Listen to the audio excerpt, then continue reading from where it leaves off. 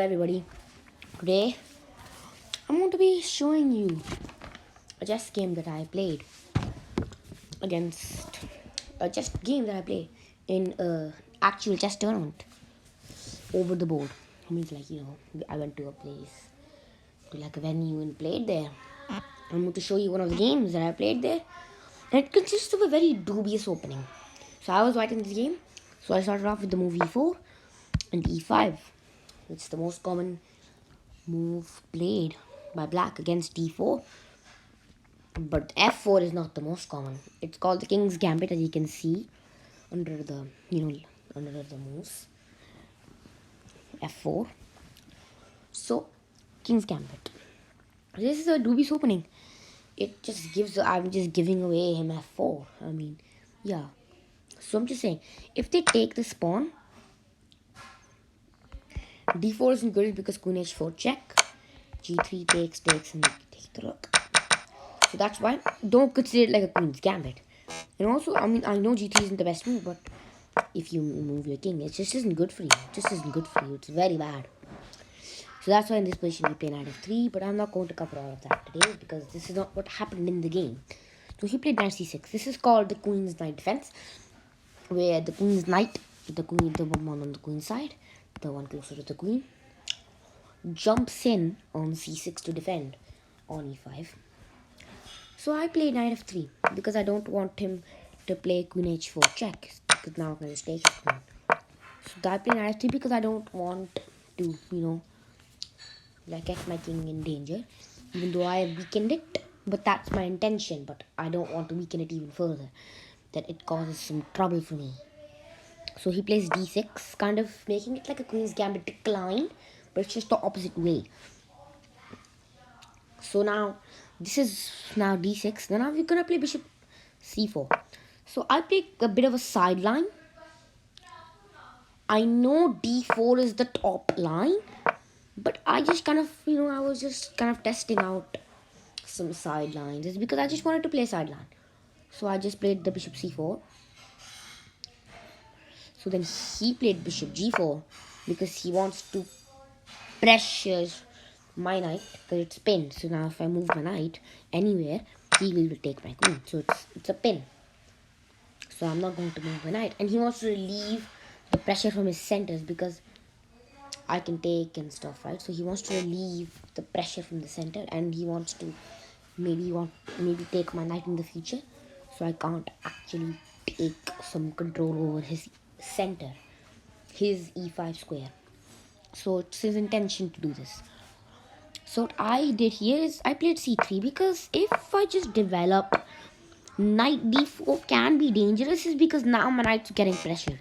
I move my queen, like I told you, I lose the queen, and now his knight is putting pressure. Like for example, if I just play a random move, he can take, and I not this right away. I mean, I guess queen h4 is winning, and I'm getting cooked. So this is not what I want to do. So this is why I played the move c3, because I don't want him to pin me. I mean, I don't want him to put any pressure on my pinned piece. Like, something that you should do is put the PP on the PP. Put pressure on the pinned piece. And so c3, and then knight f6. He didn't play knight d4 because obviously I would just take it. So knight f6. h3. I just attacked his bishop because I don't want it there. And I'm just asking it, what are you doing here? So he just takes. He's like, I'll just take it. Queen takes f3. And then he takes here. Kind of a surprise. And I played the move d4.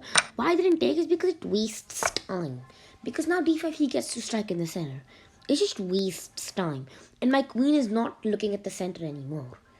And then, look, if I just take he doesn't even want to take back. He wants to do this and attack the queen. So that's why I'm not going to let him strike at the center too early. So I played d4, taking the center, and then just going on f4. So then, after d4, he played queen e7. I cancelled. I just chucked the pawn. I just chucked it away. So I don't need it. I want the development. So I just traded. I didn't play rook e1. I played rook takes f4 because I was like, the f7. I knew it's not the best move, but I want to put pressure on him. I need to like get long-term pressure just going right in. I don't need to win the game right now. Rook f2. And then, for some reason, he played a dubious move. King g7. He just moved it. So I just took advantage because I want to double his pawns, take, and then just take like this. So I took advantage. So he just went in the way to protect his knight with the king. Pinning. Now it's a pin. This is called an absolute pin because now if I move the knight, like for example, I just play this move. He can't move the knight because now I take his king. So he can't do that. That's called an absolute pin. The other pin that we saw earlier is not an absolute pin. It's because the knight can still move, but it's not a good move. So basically, a pin is like a piece stuck behind a higher value piece in general value. So he just played this move. So then, I just played knight d2, connecting my rooks, and he played h6. I played rook e1 check because I don't want him to. I want to disconnect his king from the knight, and then I take this knight. And then I take like this, and his position is just not good. f7 is just falling.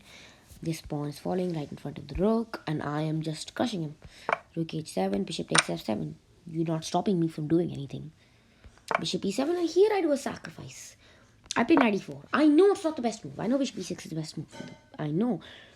I mean, we don't have this evaluation at the board, the tournament, but I just knew that I just played knight e4 because I need to get long-term pressure.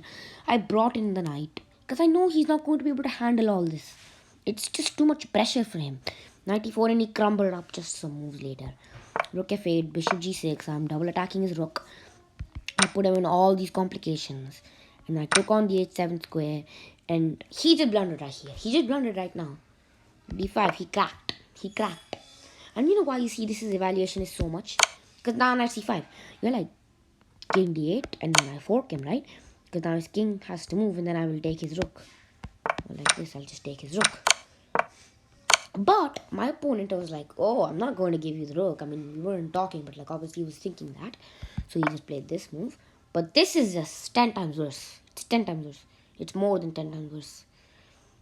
Because I can just come back with the bishop. The bishop f5 check. And now your king is so much more passive. And now I can jump in with the knight. It's another fork. Triple fork. I got in all of your pieces. I'm poking it here. And just, you see, for example, you just play the move. This, I'm just going to beat you. It's a pin. Again, absolute pin. Can't move without like your king. So then at the knight d7 position, he just resigned. And I beat him. Like, woo. Bye. And I was very proud of this game. So bye everybody. I will see you in the next video.